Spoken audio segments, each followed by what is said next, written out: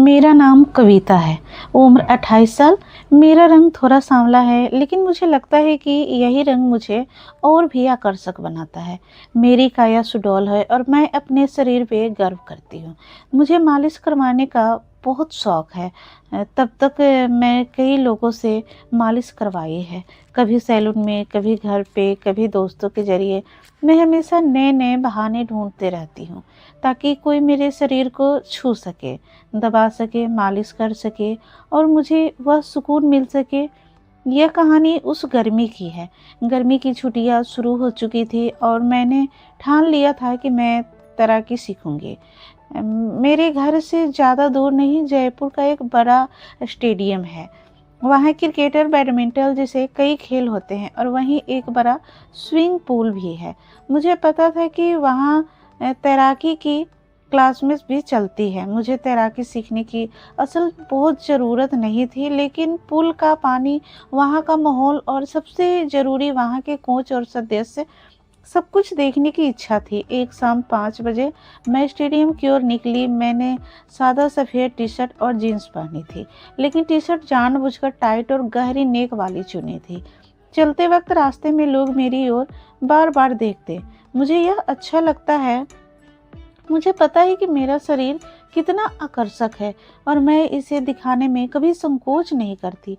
Stadium पहुंचते ही अंदर शांति थी। पूल के पास एक ऑफिस था। मैं वहां गई। अंदर एक आदमी बैठे थे, उम्र लगभग 50 साल, लेकिन शरीर मजबूत, चेहरे पर मुस्कान। उन्होंने मुझे देखते ही उठकर स्वागत किया। नमस्ते, क्या मदद करूं? उन्होंने पूछा। मैंने कहा कि मैं तैराकी क्लास ज्वाइन करना चाहती हूँ। बातों बातों में पता चला कि वही मुख्य कोच हैं। नाम जगदीश सर, लेकिन जब उन्हें जगदीश सर ही कहते हैं। दूसरा कोच है विक्रम, असिस्टेंट कोच। फीस के बारे में बात हुई। फीस बहुत कम थी, महीने के सिर्फ 800 रुपये।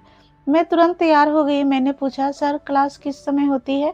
उन्होंने कहा, शाम को 5 बजे लेडीज बैच है, सुबह मिक्स्ड बैच होता है। मैंने फिर पूछा, वर्तमान लेडीज बैच में कितनी महिलाएं आती हैं? वो मुस्कुराए और बोले, अभी सिर्फ 2 महिलाएं आती हैं, लेकिन वे रेगुलर नहीं हैं, कभी आती हैं कभी नहीं। यह सुनकर मुझे मन ही मन खुशी हुई। कम लोग मतलब ज़्यादा ध्यान, ज़्यादा मदद और ज़्यादा सुकून। मैंने तुरंत फीस भरी और घर लौट आई। लौटते वक्त रास्ते में एक स्पोर्ट्स शॉप दिखा। मैं अंदर गई और एक स्विंग कस्टूम खरीदा। काले रंग का 2 पीस, ऊपरी हिस्सा पतला सा और निचली हिस्सा हाई कट। घर आकर मैंने उसे पहनकर देखा। परफेक्ट फिटिंग, मुझे बहुत पसंद आया। अगले दिन शाम को मैं निर्धारित समय पर स्टेडियम पहुंची। मैं पहले से ही स्विमिंग कॉस्ट्यूम पहनकर आई थी। ऊपर सिर्फ एक पतला शर्ट डाला था। बैग रखी और शर्ट उतारकर बाहर आई। अंदर सिर्फ 2 लोग बैठे थे, जगदीश सर और विक्रम। दोनों की उम्र 50 के आसपास। मैंने उन्हें नमस्ते कहा। मैंने पूछा, सर आज कोई नहीं आया? जगदीश सर मुस्कुराए और बोले, नहीं कविता, वे 2 महिलाएं तो रेगुलर आती ही नहीं, आज सिर्फ तुम हो। चलो चेंज करके आओ। मैं मुस्कुराई और बोली, सर मैं पहले से ही पहनकर आई हूँ। बैग रखकर मैं पूल के किनारे आई। जैसे ही मैं बाहर निकली, दोनों की नज़रें मेरे शरीर पे जम गई। मेरा सांवला रंग, टाइट कॉस्ट्यूम, वे दोनों कुछ पल के लिए स्तब्ध से हो गए। जगदीश सर ने गला खंखार कर कहा, चलो पूल में आओ, पहले पैर चलाना सीखो। मैं पानी में उतरी। पानी ठंडा और सुहाना था। मैंने पैर चलाने की कोशिश की, लेकिन शरीर पानी पर तैर नहीं रहा था। मैंने बहुत कोशिश की, लेकिन हो नहीं पाया। जगदीश सर पानी में उतरे। उन्होंने मुझे पीछे से पकड़ा, एक हाथ पेट पर, दूसरा जांघ पर। ऐसे करो पैर, ऐसे घुमाओ, वे बोले। उनका हाथ मेरे पेट पर से सीधे धीरे धीरे ऊपर सरका। मैंने कुछ नहीं कहा, बल्कि थोड़ा और झुक गई ताकि उनका हाथ अच्छे से लगे। विक्रम बाहर से देख रहा था। उसकी आंखों में एक अलग चमक थी। कई दिन ऐसे ही चलता रहा। रोज मैं आती और वे 2 महिलाएं कभी नहीं आती। मतलब हर बार सिर्फ मैं अकेली। जगदीश सर और विक्रम दोनों मिलकर मुझे सिखाते, लेकिन सिखाने से ज़्यादा उनके हाथ मेरे शरीर पे घूमते, कभी पेट पर, कभी जांघ पर, कभी छाती के पास हल्का स्पर्श। मैं कभी विरोध नहीं करती, बल्कि जानबूझकर ऐसी हरकतें करती कि उनका हाथ अच्छे से लगे। एक दिन मैं पूल में प्रैक्टिस कर रही थी। मैंने छलांग लगाई और पैर चला रही थी। जगदीश सर मुझे पकड़कर अब मदद कर रहे थे। उनका हाथ मेरी जांघ पर गया। मैं मुस्कुराई और कुछ नहीं बोली। विक्रम ने देखा और वह भी पानी में उतर आया। अब दोनों मिलकर मुझे सिखा रहे थे। एक पीछे से, एक आगे से। मेरी छाती पानी में हिल रही थी और उनके हाथ उसे सहारा दे रहे थे। कुछ दिनों बाद मैं जानबूझकर चेंजिंग रूम में कपड़े बदलने लगी। मैं बाहर ही बदलती थी, लेकिन अब रूम में जाती, दरवाज़ा थोड़ा खुला छोड़ती, धीरे धीरे कॉस्ट्यूम उतारती, छाती को बाहर निकालती, हाथ से सहलाती। मुझे पता था कि वे दोनों बाहर से देख रहे हैं। रूम की दीवार में एक छोटा सा छेद था, उसमें से वे आंखें लगातार देखते। मुझे उनकी सांसों की आवाज़ आती। एक दिन मैं बाथरूम गई, तब मैंने देखा कि वे दोनों चेंजिंग रूम की ओर आंखें गिराए खड़े हैं। मैं मुस्कुराई और चुपचाप वापस आ गई। उन्हें पता नहीं चला कि मैंने उन्हें देख लिया है। उसके बाद मैं रोज उस रूम में बदलने लगी, कभी बिना अंदरूनी कपड़ों के, कभी हल्के कपड़ों में, कभी पूरी तरह खुलकर। एक दिन क्लास खत्म होने के बाद मैंने कहा कि मुझे थोड़ी चोट लगी है। जगदीश सर बोले, चलो ऑफिस में आओ, मैं तेल लगाकर मालिश कर दूंगा। मेरे मन में खुशी हुई। ऑफिस में गई। उन्होंने मुझे टेबल पर लेटने को कहा, तेल निकाला और मेरी पीठ पर लगाने लगे। धीरे धीरे हाथ नीचे सरका जांघों पर। फिर उन्होंने मुझे पलट दिया। अब मेरी छाती सामने थी।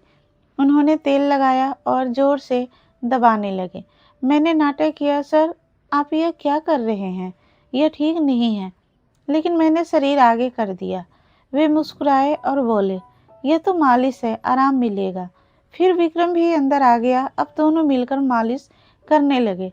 मैंने उन्हें रोकने की कोशिश की, उन्हें समझाया कि ऐसा नहीं करना चाहिए, लेकिन अंदर से मुझे सुकून मिल रहा था। फिर भी मैंने सभ्य सहने का दिखावा किया और उन्हें रोका। मुझे उनका इरादा पहले से पता था, लेकिन अपना इरादा मैं उन्हें समझाना नहीं देना चाहती थी। ऐसा महीनों चलता रहा। अब मुझे पैर चलाना अच्छे से आने लगा था। जगदीश सर के हाथ से पकड़ने रहने और मेरा शरीर पानी पर तैरने लगा। उनका एक हाथ मेरे पेट पर था, दूसरा जांघ पर। उनके गर्म हाथ मेरी सांवली त्वचा को छू रहे थे और मुझे एक अलग तरह की सिहरन हो रही थी। विक्रम बाहर से देख रहा था, उसकी आंखों में लालच दिख रहा था। जगदीश सर बोले, कविता ऐसे ही करो, रोज ऐसी प्रैक्टिस की तो जल्दी सीख जाओगी। मैं मुस्कुराई और हामी भरी। मन में सोचा, यह प्रैक्टिस मुझे कहाँ ले जाएगी। उस दिन से रोज शाम 5 बजे मैं स्टेडियम आने लगी। वे दो महिलाएं कभी रेगुलर नहीं आई, कभी एक आती, कभी दूसरी, लेकिन ज़्यादातर समय मैं अकेले ही होती। जगदीश सर और विक्रम दोनों मिलकर मुझे सिखाते, लेकिन सिखाने से ज़्यादा उनके हाथ मेरे शरीर पे घूमते। कभी पैर चलाते वक्त जांघ से ऊपर हाथ सरक जाता, कभी पेट से छाती के नीचे रुक जाता। मैं कभी विरोध नहीं करती, बल्कि जानबूझकर ऐसी हरकतें करती कि उनका हाथ अच्छे से लगे। मेरी छाती स्विमिंग कॉस्ट्यूम में हिलती और वो दोनों टकटकी बांधकर देखते। कई दिन ऐसे ही बीते। मैं रोज नया नया स्विमिंग कॉस्ट्यूम पहनकर आती, कभी लाल, कभी नीला, कभी पीला, सब टाइट और आकर्षक। पीछे का हिस्सा खुला, ऊपरी हिस्सा सिर्फ छाती ढकने जितना। मैं पानी में उतरती तो वो दोनों भी पानी में आ जाते, एक पीछे से, एक आगे से। ऐसे करो, हाथ ऐसे मारो कहते हुए मेरी कमर कुल्हो और कभी दोनों पैरों के बीच हाथ लगाते। मैं मुस्कुराकर उन्हें प्रोत्साहित करती। उनकी हिम्मत और बढ़ी। अब वे खुलकर मेरी छाती को छूते, दबाते, मैं सिर्फ मुस्कुराती। एक दिन मैं पूल में प्रैक्टिस कर रही थी, फिर स्टाइल करने की कोशिश कर रही थी। अचानक मुझे बाथरूम की ज़रूरत महसूस हुई। मैं पानी से बाहर आई और इधर उधर देखा।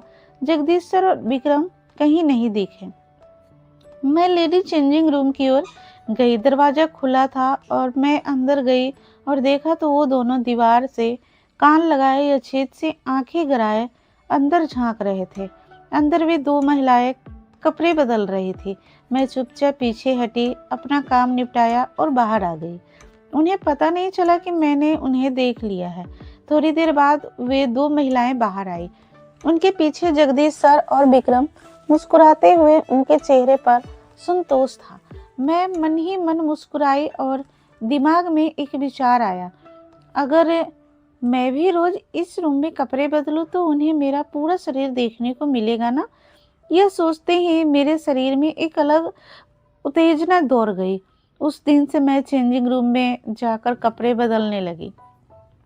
जानबूझकर दरवाजा पूरी तरह बंद नहीं करती, थोड़ा खुला छोड़ती, अंदर जाकर धीरे धीरे कॉस्ट्यूम उतारती, छाती बाहर निकालती, हाथ से सहलाती, घुमाती, फिर निचला हिस्सा उतारती। मुझे पता था कि वो दोनों छेद से या खुले दरवाजे से देख रहे हैं।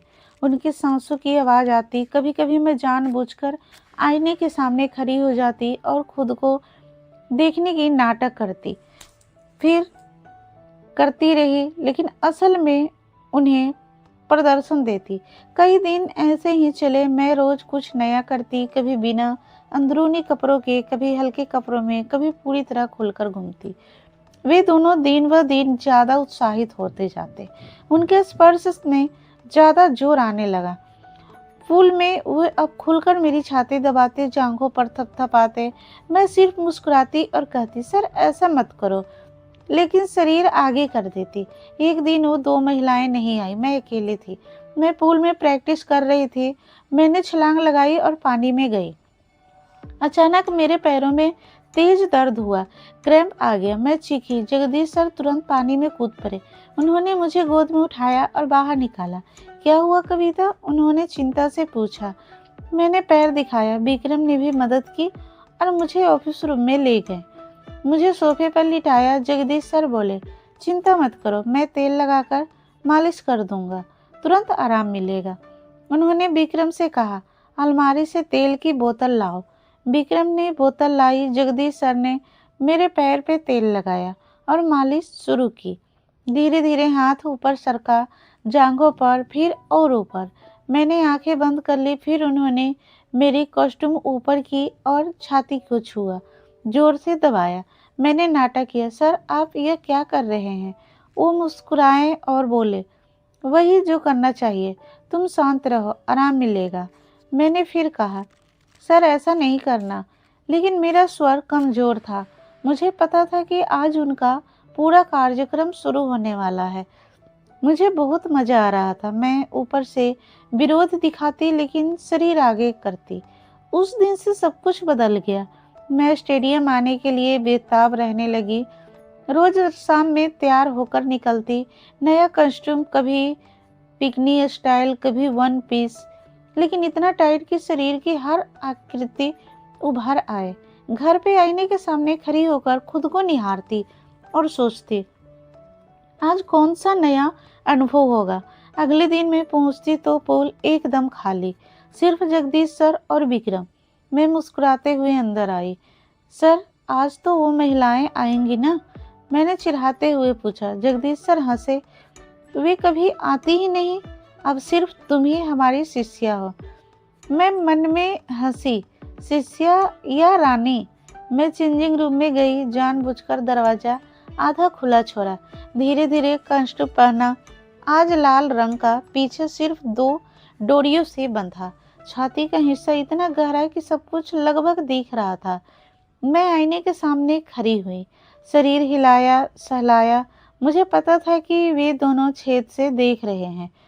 उनकी सांसें तेज थी। बाहर आते ही जगदीश सर बोले, कविता आज स्पेशल प्रैक्टिस करेंगे, डाइविंग। मैंने हामी भरी। मैं हाई डाइविंग बोर्ड पर चढ़ी। छलांग लगाने से पहले जानबूझकर झुककर उन्हें दिखाया। वो दोनों नीचे खड़े होकर ऊपर देख रहे थे। मैंने छलांग लगाई। पानी से बाहर आते ही वे दोनों पानी में उतर आए। चलो आज अंडर वाटर ब्रीदिंग सिखाते हैं, जगदीश सर बोले। पानी में उन्होंने मुझे बाहों में लिया और गहराई में ले गए। पानी के नीचे उनके हाथ मेरी छाती पर थे। मैंने आंखें बंद कर ली। पानी के नीचे ही उन्होंने मेरी कस्ट्यूम की डोरियां खोल दी। मेरी छाती पानी में तैरने लगी। वे दोनों मिलकर उन्हें सहलाने लगे। मैं पानी के नीचे ही आनंद में थी। बाहर आकर मैं हंसते हुए बोली, सर आप क्या सिखा रहे हैं? वे हंसे। यही तो असली तैराकी है। उस दिन पूल में लगभग 1 घंटा उन्होंने मुझे पूरा सुकून दिया। कभी पानी में, कभी पूल के किनारे बैठकर, कभी बोर्ड पर लिटाकर। मुझे इतना आनंद मिला कि मैं थक गई। तीसरे दिन मैं आई तो जगदीश सर बोले, कविता आज हमारा एक दोस्त आएगा, स्टेडियम का मेंटेनेंस इंचार्ज है, राजन। वह भी अच्छा तैराक है। मेरे मन में खुशी हुई। मैं हंसी और बोली, ठीक है सर, ज़्यादा लोग होंगे तो ज़्यादा मज़ा आएगा। वे दोनों एक दूसरे की ओर देखकर हंसे। राजन आया। उम्र 52 से 53 साल, शरीर मजबूत, आंखों में भूख। मैंने उसे देखते ही समझ लिया कि वह भी वैसा ही है। मैंने जानबूझकर उसके सामने झुककर अपना आकर्षक दिखाया। क्लास शुरू हुई। अब 3 लोग मिलकर मुझे सिखा रहे थे। राजन पीछे से पकड़ता, जगदीश सर आगे से, विक्रम बाजू में। पानी में उनके 6 हाथ मेरे शरीर पर घूमते। मैं आनंद में चीख देती। क्लास खत्म होने के बाद वो बोले, चलो आज स्पेशल मालिश। मैं ऑफिस में गई। तीनों पीछे पीछे अंदर जाकर दरवाजा बंद किया। राजा ने पहली बार मेरी छाती को छुआ और पागल सा हो गया। जगदीश सर ने तेल निकाला। अब तीनों मिलकर मुझे पूरी तरह सहलाने लगे। एक छाती दबाया, एक दूसरी ओर हाथ फिराता। फिर उन्होंने मुझे अलग अलग स्थितियों में लिया। उस दिन तीनों ने मिलकर मुझे इतना सुकून दिया कि मैं बेहोशी हो गई। अब रोज नया दोस्त आने लगा। चौथा दोस्त डॉक्टर शर्मा, जगदीश सर का पुराना मित्र। वो कहता, कविता तेरे शरीर की जांच करता हूँ। और फिर डॉक्टरी बहाने से हर जगह हाथ फिराता। पांचवा एक व्यवसायी नाम संजय, वह महंगा तेल और लोशन लाता और स्पेशल मालिश करता। अंत में कुछ 6 लोग हो गए, जगदीश सर, विक्रम, राजन, डॉक्टर शर्मा, संजय और उनका एक पुराना कोच मित्र गुप्ता।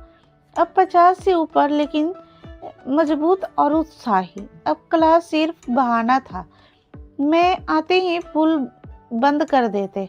फिर पूल में, ऑफिस में, चेंजिंग रूम में, कभी रात को स्टेडियम बंद होने के बाद लाइट बंद करके अलग अलग जगहों पे सब मिलकर मुझे सुकून देते। कभी वे मुझे पानी में तैर कर रखते और सब मिलकर सहलाते। कभी ऑफिस में टेबल पर लिटाकर, कभी चेंजिंग रूम में आईने के सामने खड़ा करके आगे पीछे से मैं उन्हें नए नए विचार देती। आज तेल से पूरी मालिश करें, आज अलग अलग खेल खेलें, आज मैं शिष्या आप गुरु। मैं रोज सुबह उठकर सोचती, आज कौन सा नया आनंद मिलेगा। मैंने उन्हें कहा, आप सब मेरे मालिक हैं, मैं आपकी सेवा में हूँ, रोज मुझे सुकून दो। वो मुझे रानी कहते, मैं और पूरी सेवा करते। मेरे 6 महीने बीतते ऐसे बीतते गए। मैं पूरी तरह संतुष्ट और खुश हो गई। मेरा शरीर रोज मालिश और स्पर्श पाता। मैं उन्हें कहा, आप सबकी वजह से मैं इतनी खुश हूँ और आज भी वह सिलसिला जारी है, कभी खत्म नहीं होगा। दोस्तों, कहानी अच्छी लगी हो तो कहानी को लाइक कर देना और ऐसे ही रोमांटिक कहानी सुनने के लिए हमारे चैनल को सब्सक्राइब करना। फिर मिलते हैं नई कहानी के साथ। धन्यवाद।